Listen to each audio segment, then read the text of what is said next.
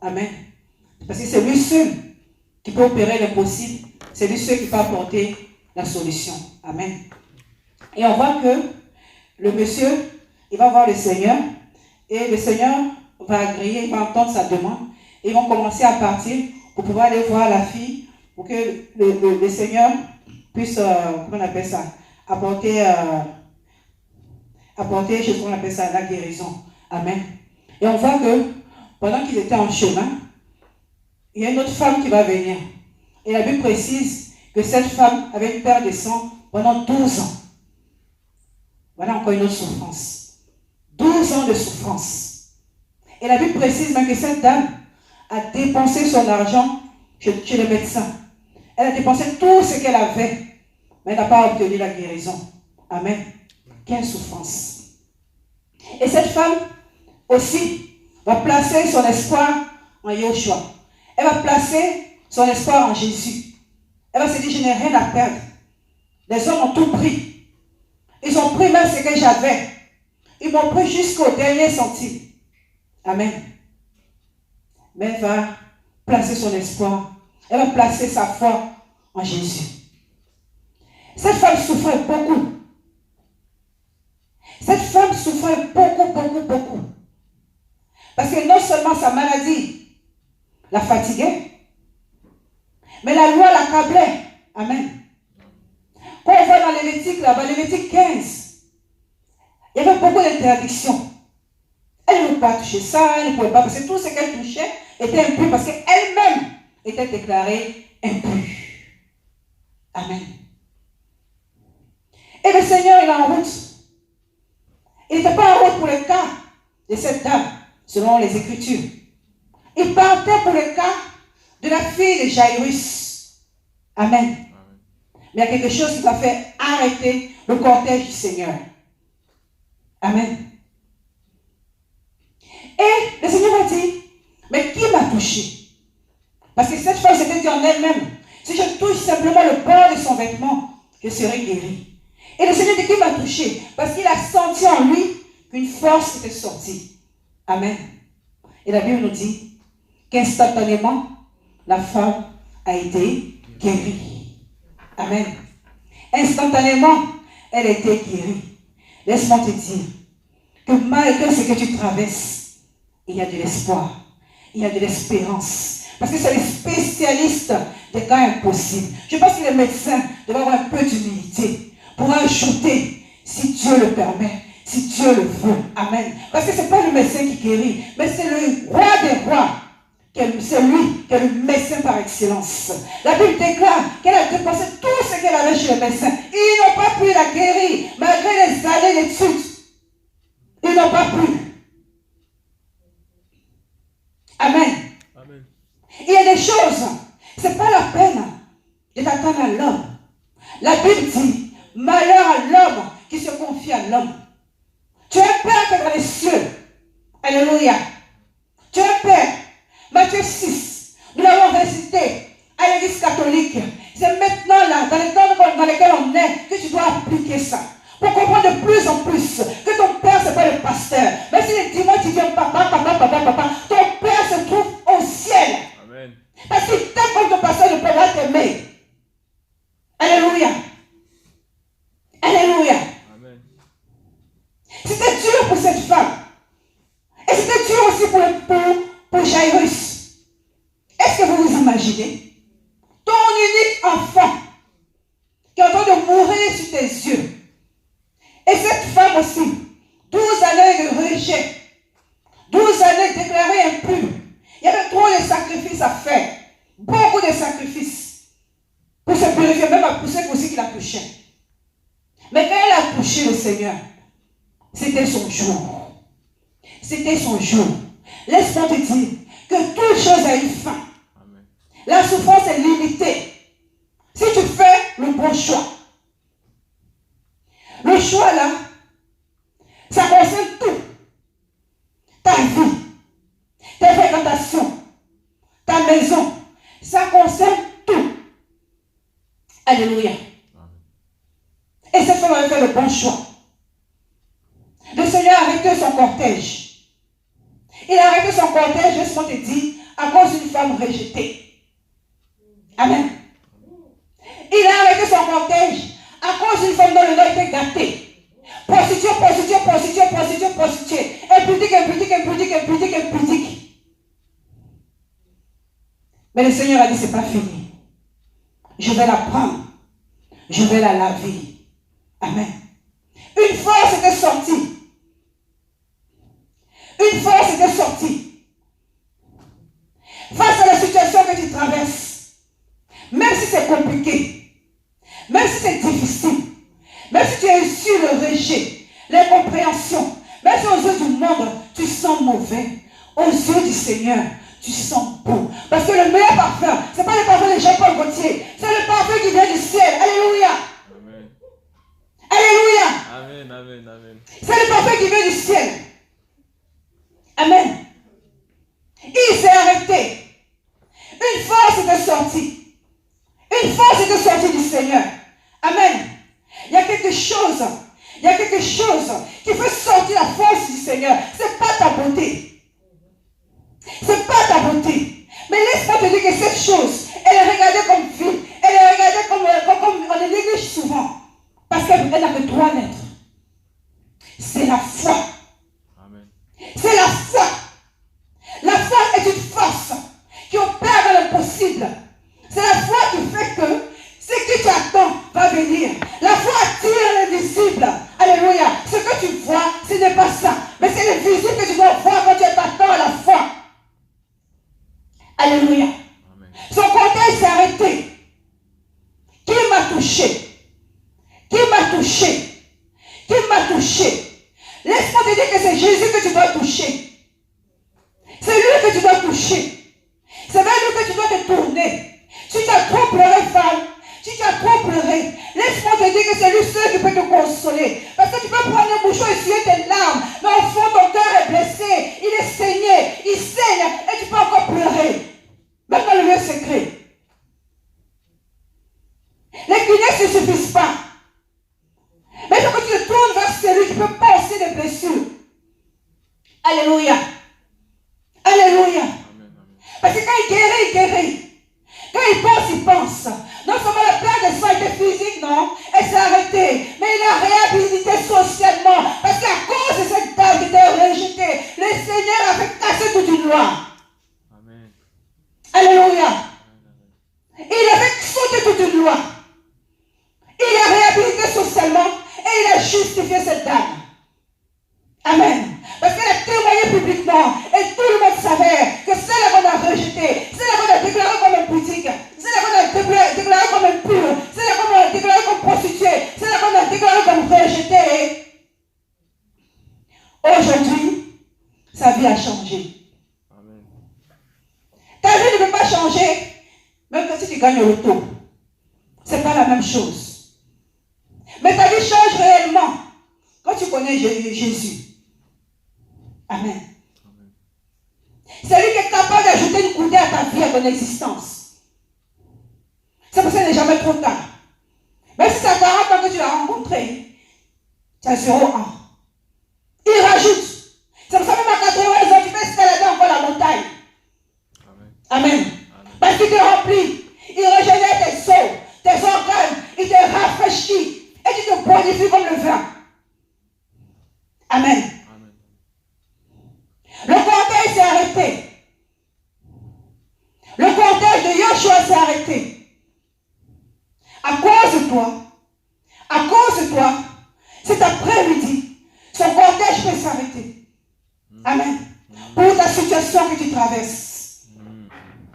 Pour ta situation que tu traverses. Si simplement tu as les yeux de la foi.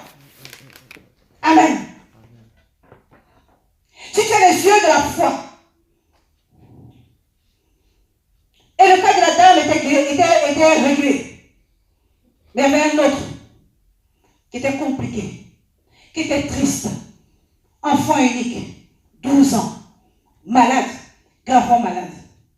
Et le Seigneur, après avoir réglé le cas de cette dame, il a continué le chemin pour pouvoir aller régler le cas de la fille de Jairus. Et pendant qu'ils étaient en chemin, qu'est-ce qui va se passer? La parole déclare que les gens vont arriver. Oh, c'est pas la peine d'importuner le maître. C'est trop tard. L'enfant est mort. L'enfant est mort. Est-ce que vous voyez un peu? Vous voyez un peu? Il faut toujours regarder par la foi. Il faut toujours avoir les yeux, le regard fixé sur Jésus. Il faut toujours garder la parole. Il faut vivre avec la parole. Il faut marcher avec la parole. Il ne faut pas écouter les hommes, mais il faut écouter ce que Dieu dit dans sa parole. C'est pour ça qu'il dit que ce livre de la loi ne s'éloigne pas de ta bouche. Médite-le jour et nuit. Parce que l'homme décourage. En a une semence mauvaise. Heureusement qu'on a Jésus qui vient nous changer et qui vient nous transformer. Amen. Non, c'est trop tard. Non, c'est trop tard. Pourtant, certainement, ils avaient entendu le miracle que Jésus avait fait. Mais eux, ils n'avaient pas la foi. La foi, ce n'est pas une affaire de groupe. Amen. La foi, c'est une affaire d'intimité. C'est être seul avec le Seigneur. Toi seul avec ton Dieu. Ils sont venus découragés. Le père était déjà accablé. Le père était déjà en souffrance. Ils sont venus décourager comme si ça ne suffisait pas. La Bible dit que quand ils sont arrivés là-bas, mais les gens commençaient à se taper la poitrine, pleurer. Parce que tellement vous dites que non, c'est gâté, c'est même pas la peine. Mais quand Yoshua, il est rentré dans la chambre. Amen. Le miracle s'est produit. Le miracle s'est produit. L'enfant qui était mort a repris vie. Amen. Ça veut dire qu'il est le spécialiste des cas impossibles. Rien n'est impossible à lui. Rien n'est impossible à Dieu. Rien. Il est capable non seulement de faire arrêter une perte de sang, il est capable de guérir. Il est capable aussi de ressusciter les morts. Il n'y a aucune chose que Jésus ne puisse pas faire. Amen. Cette femme avait souffert pendant 12 ans. La fille de Jairus avait 12 ans. Amen. Amen. Le chiffre 12. Le chiffre 12. Amen. Rappelez-vous de notre frère Élie. Rappelez-vous de la confrontation avec le prophète de Baal. Rappelez-vous dans le roi 18. Qu'est-ce que la parole nous dit? La parole nous dit qu'Élie, avant d'invoquer son Dieu, avant d'invoquer le roi des rois, la Bible nous dit qu'il a pris 12 pierres. Il les a réunies.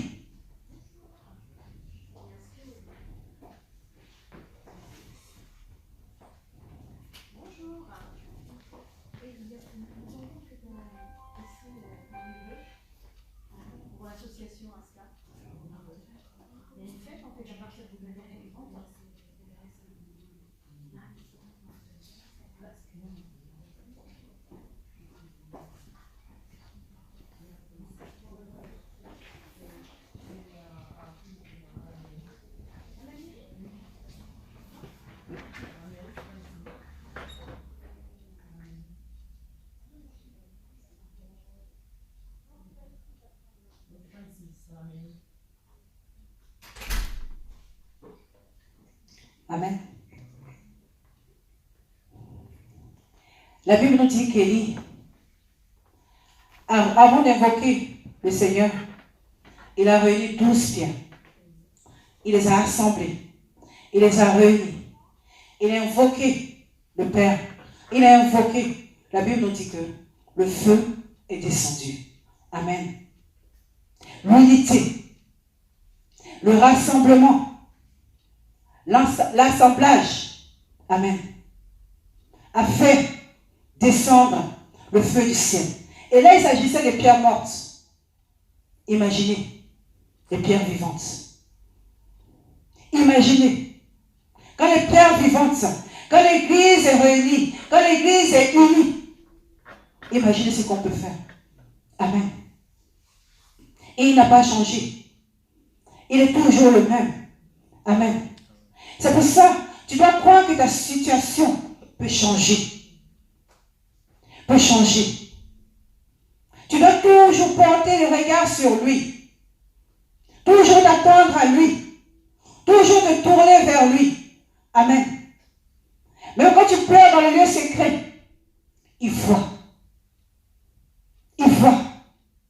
Mais il attend simplement aussi une chose, que tu te tournes vers lui, que tu comprennes cet amour qu'il a pour toi, que tu comprennes cela. Alléluia. Il est bon, ce Dieu-là. Il est bon, ce Dieu-là. Il guérit les malades. Il ressuscite les morts. Il fait des miracles. Que toutes nos vies, que toute notre vie, que le reste des années qui nous restent, que nous les servons. Parce qu'il mérite vraiment la gloire et l'honneur. Est-ce qu'on peut encore l'acclamer pour lui dire merci pour cela? Merci. Amen.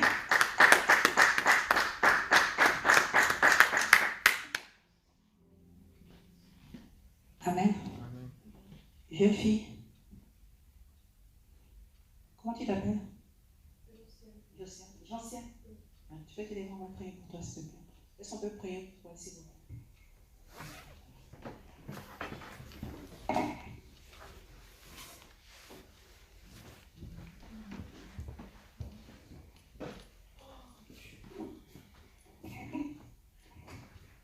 Père de gloire, Seigneur. Je te prie.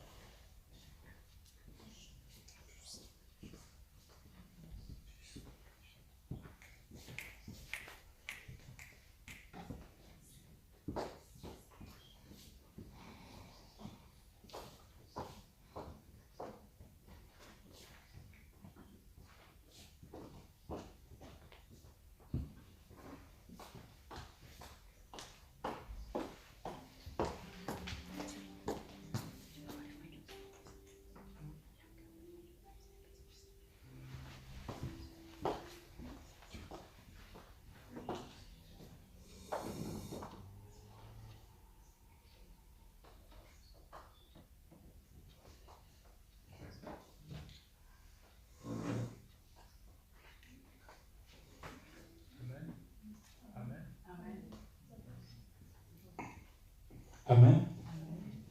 Que le Seigneur soit béni pour sa parole. Ce que je voulais juste ajouter, quand la sœur a dit, la foi, c'est être seul avec Dieu. Sans la foi, il est vraiment impossible d'être agréable à Dieu. Le diable cherche la foi dans nos cœurs. Dieu cherche aussi la foi dans nos cœurs. Le diable, qu'est-ce qu'il veut? Il veut détruire notre foi. La Bible dit, Yeshua, il est le consommateur de notre foi. Si on n'a pas la foi, il est impossible d'être agréable à Dieu. Il est impossible de le voir. La foi nous permet d'être en contact avec lui pour que ses promesses puissent se réaliser dans notre vie. Amen.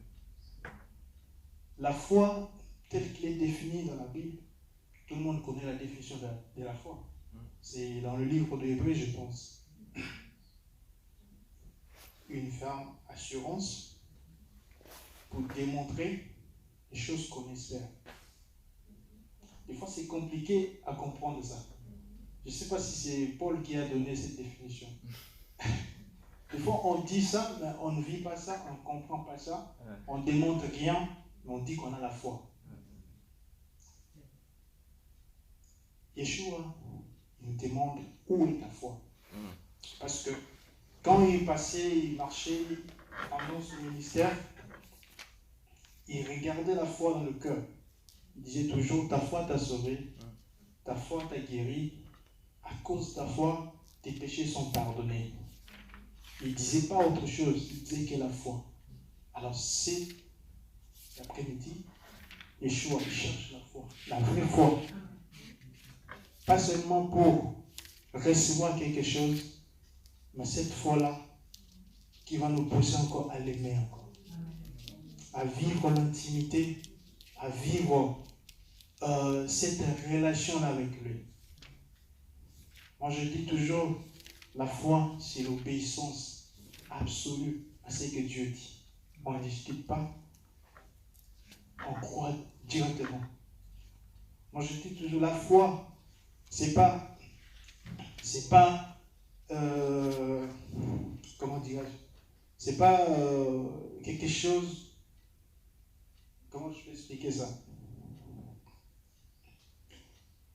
Selon la définition, parce que en fait la parole nous dit, il y a des types de foi. Il y a la foi qui pourra nous sauver. Il y a la foi aussi, d'autres foi qui pourra uniquement attirer le miracle, ou bien la guérison, la délivrance, c'est qu'on cherche chez Dieu. Mais ce qui va nous sauver, c'est cette foi-là qui va nous pousser encore à nous attacher, à demeurer. Parce que le miracle, Dieu peut faire le miracle. Le diable peut faire le miracle. Le diable peut guérir. Le diable, il peut te donner ce que tu as besoin. Il peut te dire aussi, oui, je te donne la joie, la jouissance, tout ça, il peut te donner. Mais il ne peut pas sauver nos âmes. Il veut nous emmener en enfer. Mais la foi qui sauve, la foi, cette foi-là qui sauve, peu importe. Je suis malade, peu importe. Je n'ai rien à manger, peu importe. Je n'ai pas d'habit, peu importe. Mais j'espère toujours qu'il reviendra me prendre. Gardons cette foi-là. Cherchons cette foi-là. Il a besoin de ça. Il veut consommer ta foi. Il ne consomme rien. Il donne, mais il veut aussi recevoir cette foi-là. La confiance totale. Même si ça ne marche pas, même s'il reste silencieux, il ne dit rien. Gardons la foi. Gardons la foi. Gardons la foi. Et il dira, quand il a rencontré notre père Abraham, le Seigneur n'a pas voulu, il ne peut pas cacher quelque chose. Il n'a pas pu cacher ce qu'il voulait faire dans le pays de Sodome et Gomorrhe. Cacherai-je Abraham ce que je vais faire? Et si nous croyons en lui, si nous lui faisons confiance, si nous sommes attachés à ce qu'il nous dit, si nous faisons, nous l'obéissons chaque jour de notre vie, dans nos pensées, dans nos cœurs, il ne pourra pas nous cacher quelque chose. Il y a des scandales qui se passent dans ce monde. Le Seigneur, il révèle à ses enfants pourquoi ça se passe. Et nous allons rester tranquilles sans être troublés. Il y a des maladies qui sortent là, des épidémies en Chine. Mais ceux qui ont la foi, ça ne leur dit rien. Parce qu'ils entendent la voix du bon berger. Amen. Que le Seigneur nous fortifie encore. Que le Seigneur soutienne encore notre foi. Quand il marchait avec ses disciples, quand il parlait, ses disciples disaient, Maître, Seigneur, augmente notre foi. Augmente, non pas seulement la foi pour faire des miracles, pour produire des miracles, pour guérir, pour chasser les démons. Oui, je peux chasser les démons, je peux guérir, mais la foi, cette foi-là qui me permettra de le voir un jour, de lui être agréable. Amen. Que le Seigneur nous bénisse.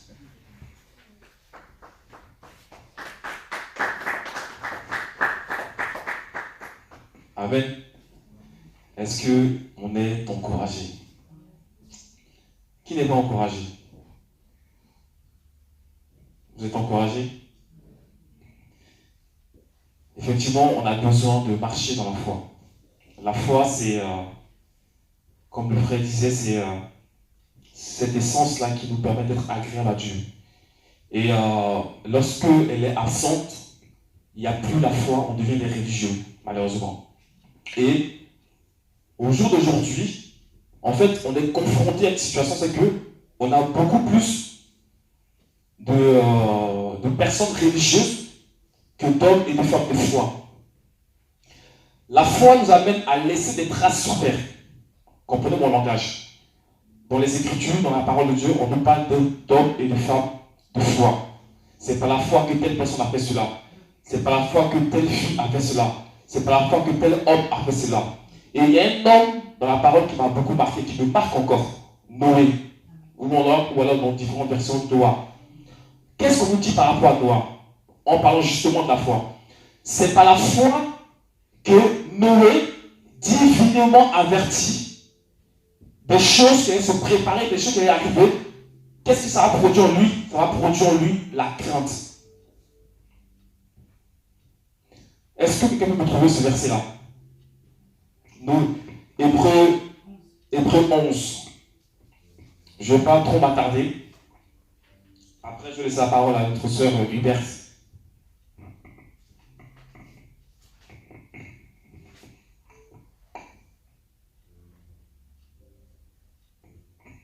Si quelqu'un a trouvé, il peut nous faire la lecture.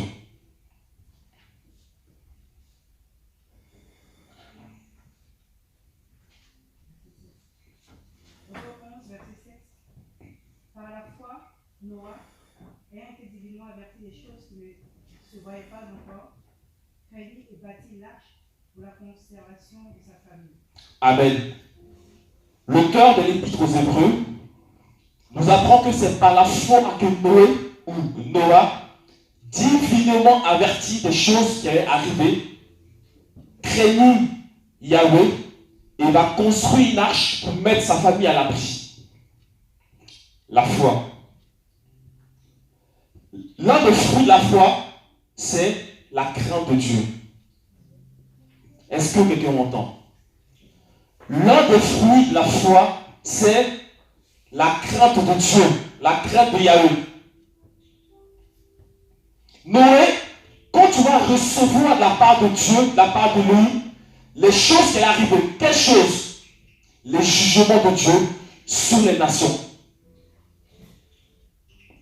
Actuellement, Dieu a fini de préparer son peuple. Dieu a fini de mettre à part son peuple. Présentement, alors que beaucoup cherchent des églises, beaucoup cherchent des pasteurs, beaucoup cherchent des hommes de Dieu,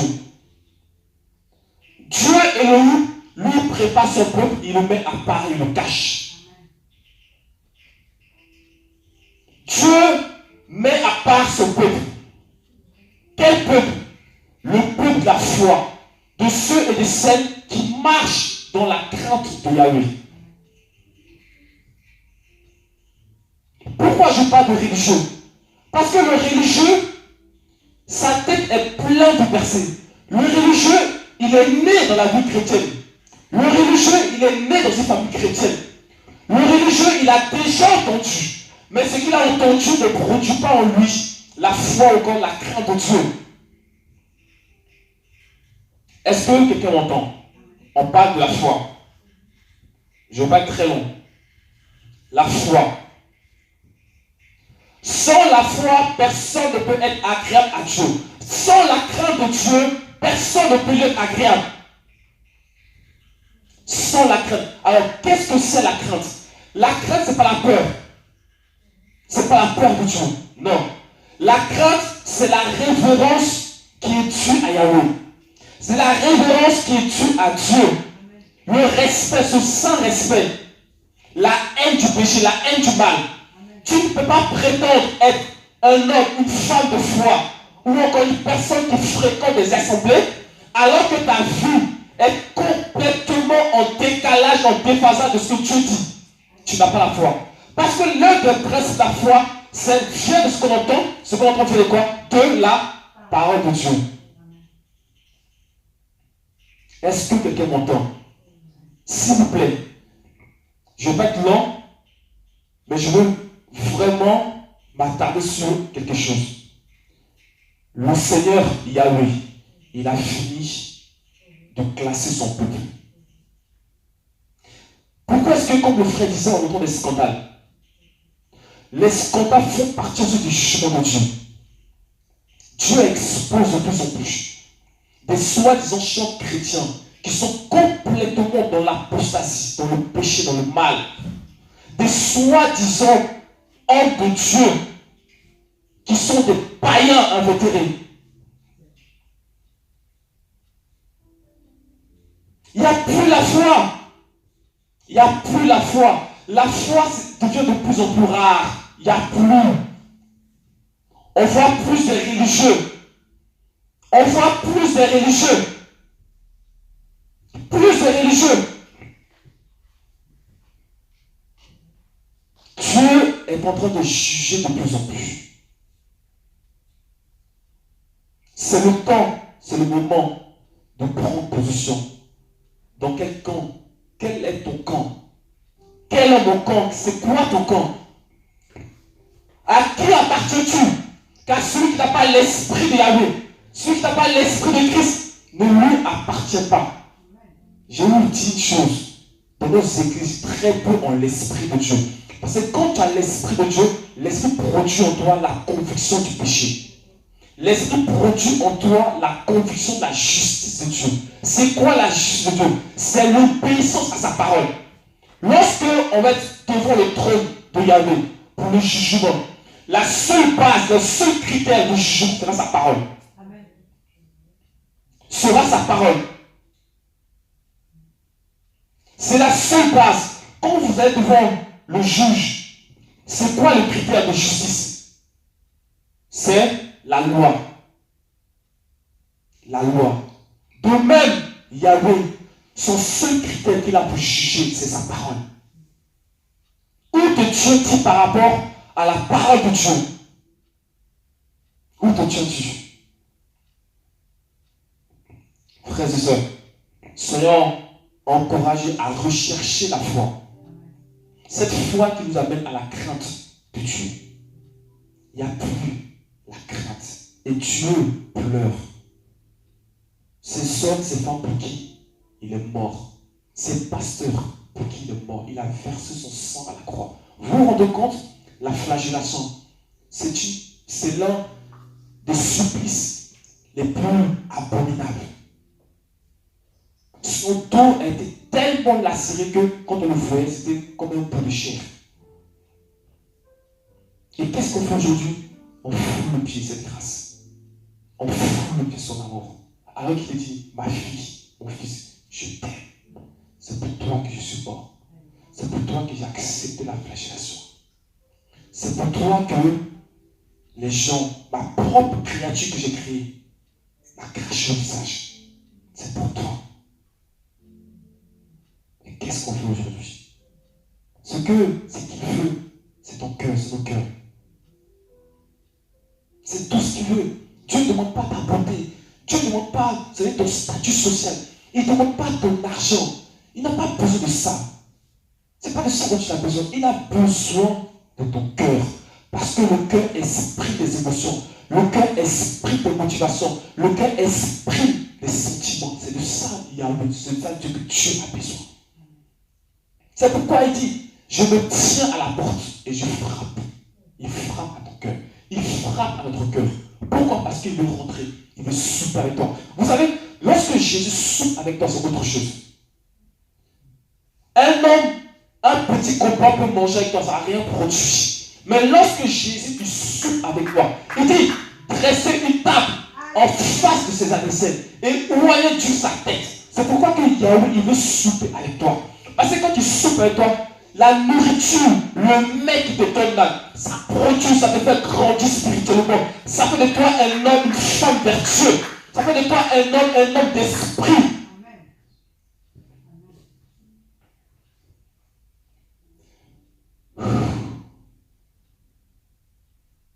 Le souper de Dieu. Il y a des soupers que tu ne peux pas rater. Il y a un souper qui t'attend au ciel. Les noces de l'agneau. Oh! Je frémis de mon esprit, les noces de l'agneau. Il ne faut pas rater. Tu peux rater le rendez-vous de ton petit copain.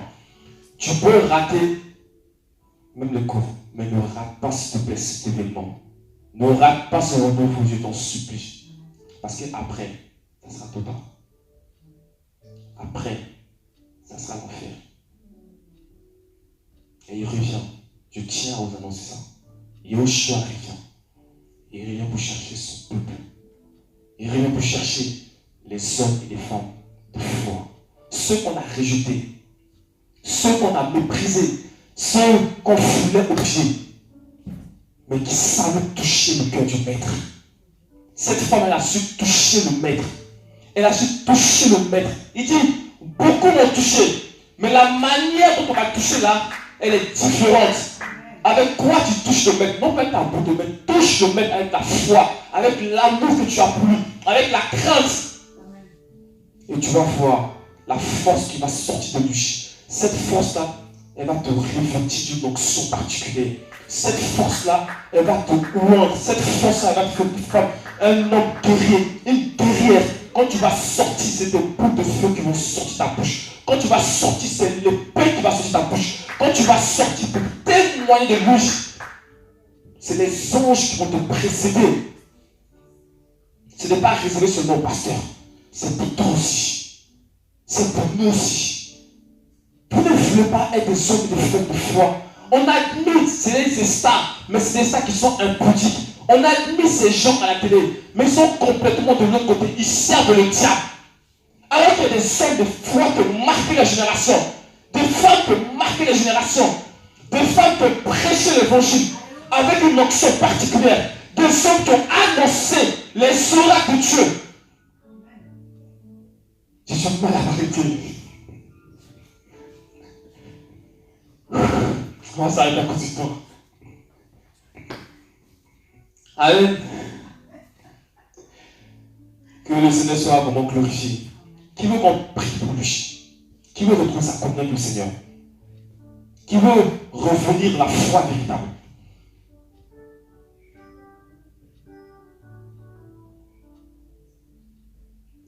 Est-ce qu'on peut prier encore pour notre soeur Jean-Ciel? On va prier tous, on va seulement tous prier.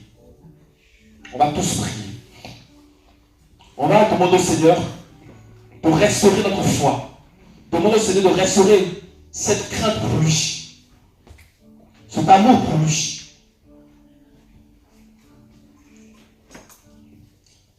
Seigneur notre Père, je prie, Seigneur, pour ta fille, Jean-Ciel. Seigneur, tu la connais mieux que quiconque. Seigneur, c'est toi qui l'as attirée ici. Pour ne pas dire c'est nous qui l'avons attirée. Dans le but de parler à son cœur.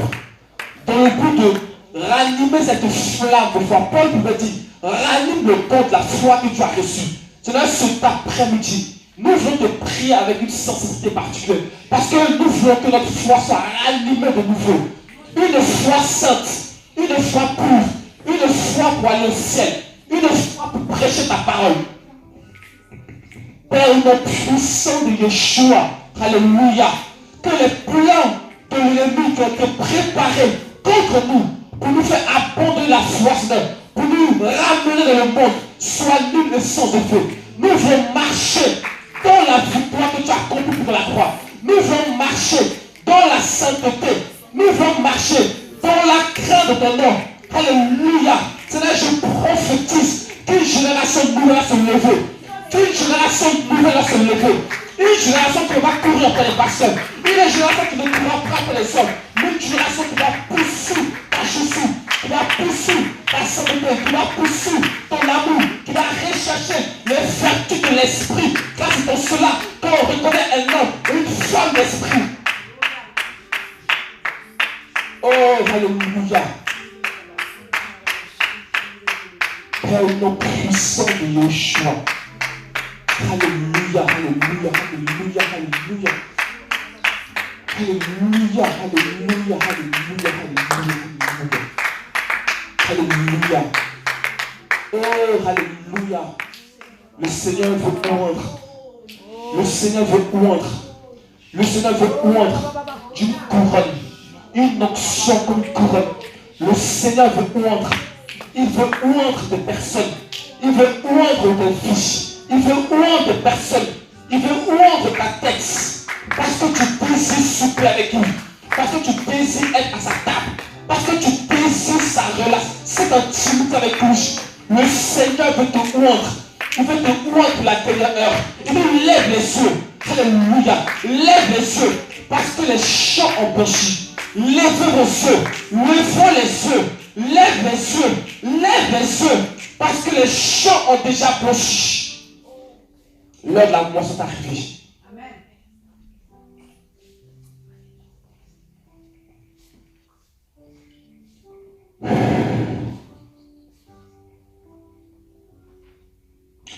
Seigneur, je suis pris cette fille.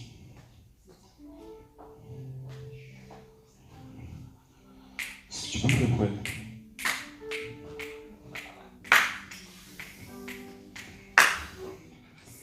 Seigneur, je prie pour cette fille. Père, remplis-la de ce feu. Seigneur, que sa bouche soit sanctifiée par toi. Je prie que des rouleaux puissent sortir de sa bouche au nom puissant de Yeshua. Qu'elle soit ce modèle dans sa famille, papa. Au nom puissant de Yeshua. Père, au nom de Yeshua, alléluia. Seigneur, oh, alléluia, alléluia, alléluia, alléluia, alléluia. Merci pour ta grâce dans sa vie. Seigneur, merci pour ta grâce, Père. Au nom puissant de Yeshua.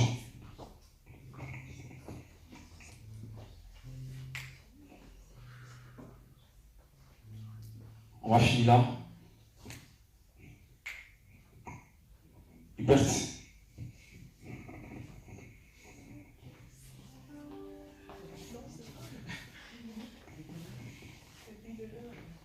Ah là là.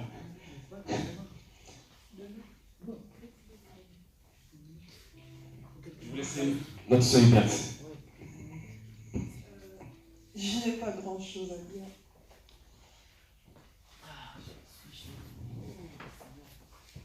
Je suis jeune.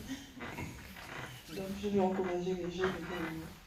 Enfin, nous sommes tous jeunes dans le Seigneur. Et